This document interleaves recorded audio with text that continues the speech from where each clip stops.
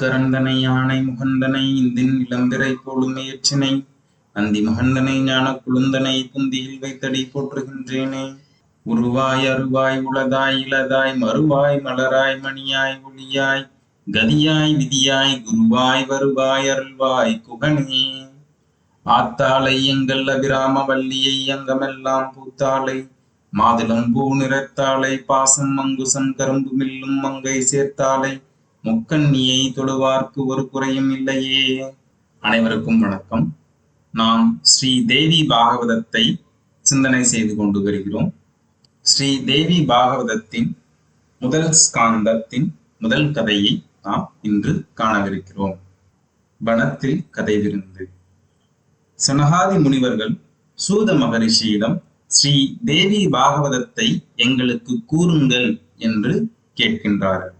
அந்த நிகழ்வை வர்ணிப்பதே இந்த முதல் பகுதியாகும். சூத மகரிஷியே, மங்களகரமான புராணங்களில் அடங்கியிருக்கும் சமீதைகளை நீங்கள் கற்ற பேரறிஞராக இருப்பதால் நீங்கள் மாபெரும் புண்ணியமூர்த்தி, மகாபாக்கியசாலி. 5 லட்சணங்களோடு அதிரகசியமாகவும் மனோரம்யமாகவும் ஞான களஞ்சியமாகவும் விளங்கும் சகல புராணங்களையும் சம்ஹிதைகளையும் சத்தியவதியின் புத்திரனான வியாசமா முனிவரின் மூலம் நீங்கள் தெளிவாக கற்றிருக்கிறீர்கள்.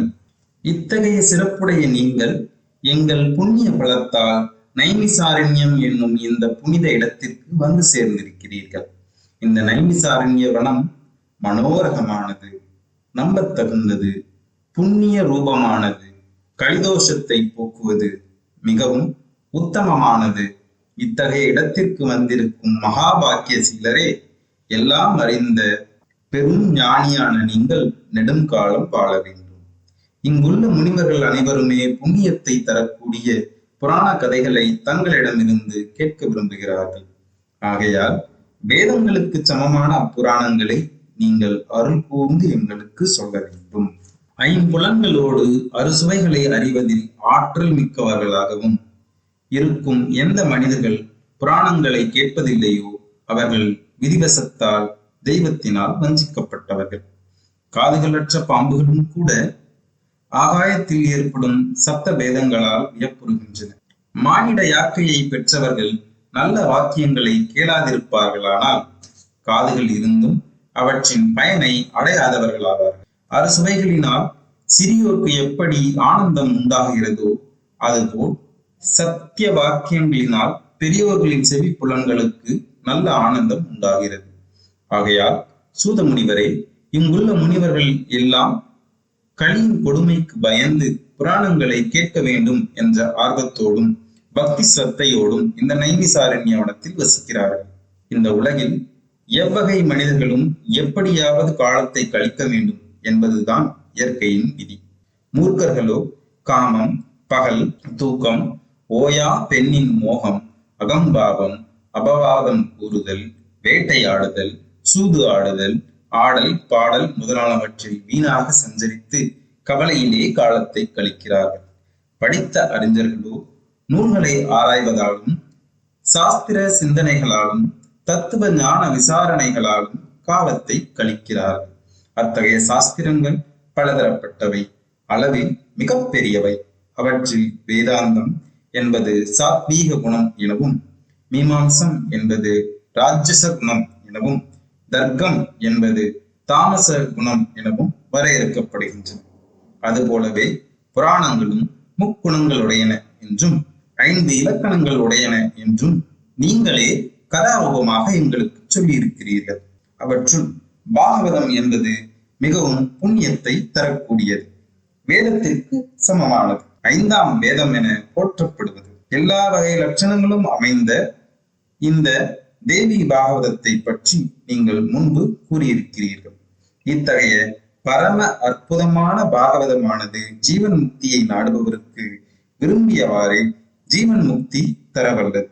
அறம், பொருள், இன்பம், வீடு என்னும் 4 வகை பொருள்களை விரும்புவோர்களுக்கு அவர்கள் விரும்பியவாறே தரவல்லதாக விளங்குகிறது. ஆகையால் அறம், பொருள், இன்பம், வீடு என்ற 4 வகை பேர்களையும் அளிக்க வல்ல இந்த மங்களகரமான பாகவதத்தை தங்களிடமிருந்து கேட்க நாங்கள் விரும்புகிறோம். தர்மசீலரே, நீங்கள் ஒருவர்தான் வியாசரால் உபதேசிக்கப்பட்ட புராண சங்கீதைகளை நன்றாக அறிந்தவர், குரு பக்தியிலும் சிறந்தவர், சர்வ குணங்களுக்கெல்லாம் இருப்பிடமானவர். தாங்கள் மூலமாக வேறு சில புராணங்களை நாங்கள் கேட்டவர்களாகவும் இருந்தும் தேவர்கள் அமிர்தபானம் செய்வதில் எப்படி திருப்தி அடைவதில்லையோ அது போலவே நாங்களும் அடையவில்லை. அமிர்தத்தை அருந்தும் பேறு பெற்ற தேவர்களுக்கு அந்த அமிர்த பானத்தால் நரை, திரை, மூப்பு நீங்குமே தவிர முக்தி என்பது கிடைப்பதில்லை. ஆகவே அந்த தேவ அமிர்தமும் அற்பமானதே. ஆனால் பாகவதம் என்னும் அமிர்தத்தை செய்யும் மனித பிறவியினர் அக்கணமே வேதனைகளில் இருந்து விடுபடுகிறார்கள். பாகவதம் என்னும் அமிர்தத்தை கேட்டாலே போதும், நரை, திரை, மூப்பு தருவதாகிய உடல்தலைகளை ஒழித்து ஜீவன் முக்தியை அந்த கணத்திலேயே மனிதர்களுக்கு தரக்கூடியது. அத்தகைய அற்புதமானது பாகவதம். சூத முனிவரே, அமிர்த பானம் உண்டாவதற்காக நாங்கள் பல யாகங்கள் செய்தோம்.